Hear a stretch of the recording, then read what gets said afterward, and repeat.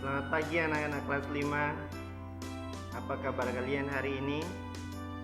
Pak Guru berharap semoga kita semua dalam keadaan sehat dan dapat mengikuti pelajaran kita hari ini dengan penuh semangat dan bahagia. Baik, sebelum kita mulai pelajaran kita, marilah berdoa memohon berkat dan perlindungan dari Tuhan Yang Maha Esa. Marilah berdoa. Berdoa dimulai. Berdoa selesai.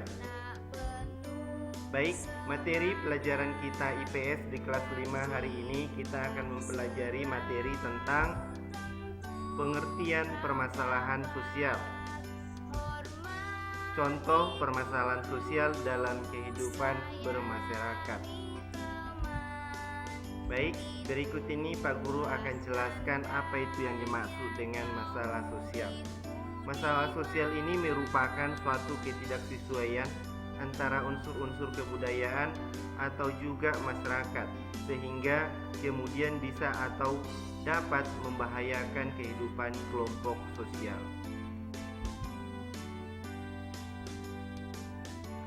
Faktor masalah sosial di masyarakat. 1. Dari faktor ekonomi. Contoh seperti kemiskinan dan pengangguran. 2. Dari faktor biologis. Contoh seperti wabah penyakit. 3. Dari faktor psikologis. Contoh seperti penyakit saraf, aliran sesat dan sebagainya. 4. Dari faktor kebudayaan. Contoh seperti kenakalan remaja. Masalah sosial ini adalah suatu kondisi yang tidak dapat atau bisa dipisahkan di dalam kehidupan manusia. Disebabkan karena masalah sosial ini adalah efek dari adanya interaksi sosial di dalam memenuhi kebutuhan hidup. Adapun gejala tersebut bisa atau dapat dikatakan sebagai masalah sosial apabila sumber masalah sosial itu adalah akibat dari gejala sosial pada masyarakat. Yang pertama, perhatian masyarakat serta masalah sosial. Kedua, sistem nilai serta perbaikan suatu permasalahan sosial. 3. Adanya pihak yang menerapkan sebuah gejala sosial tergantung dari karakteristik atau ciri masyarakatnya. 4. Masalah sosial yang nyata, manifest social problem, serta juga masalah sosial tersembunyi yang disebut dengan latent social problem. Yang kelima, sistem nilai serta perbaikan suatu permasalahan sosial. Kriteria masalah sosial.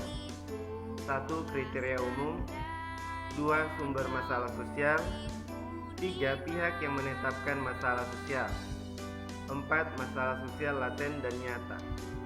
5. Perhatian masyarakat. Berikut ini kita akan lihat apa itu yang dimaksud dengan kriteria umum. Kriteria umum, masalah bisa terjadi karena adanya perbedaan antara nilai yang dianut masyarakat dengan kondisi di kehidupan nyata. Ini berarti ada ketidakcocokan antara persepsi masyarakat tentang apa yang seharusnya terjadi dengan kenyataan sebenarnya. Kriteria umum ini juga tidak bisa dipukul rata karena akan bergantung kepada nilai-nilai yang dianut masyarakat setempat. Yang kedua, sumber masalah sosial. Ada berbagai macam sumber selain muncul dari kondisi dan proses sosial, juga dapat berasal dari bencana alam. Dampaknya banjir misalnya. Bisa saja korban-korbannya menjadi miskin karena segala harta bendanya hanyut terseret banjir. Nah, kemiskinan inilah yang merupakan masalah, bukan banjirnya.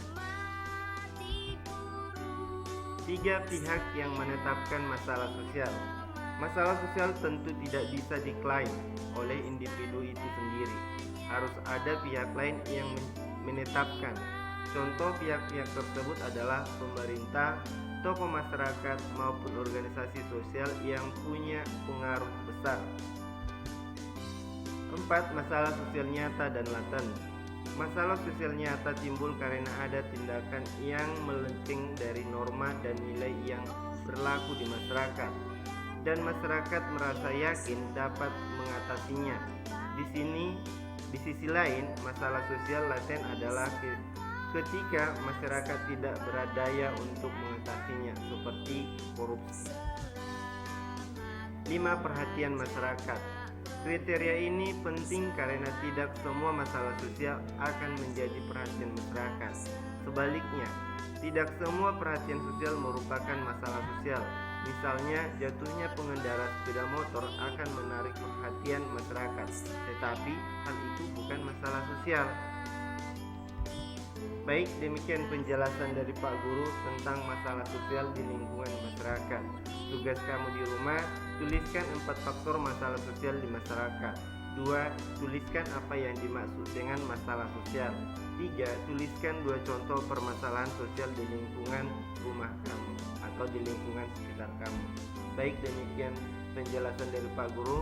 Akhir kata, Pak Guru ucapkan terima kasih.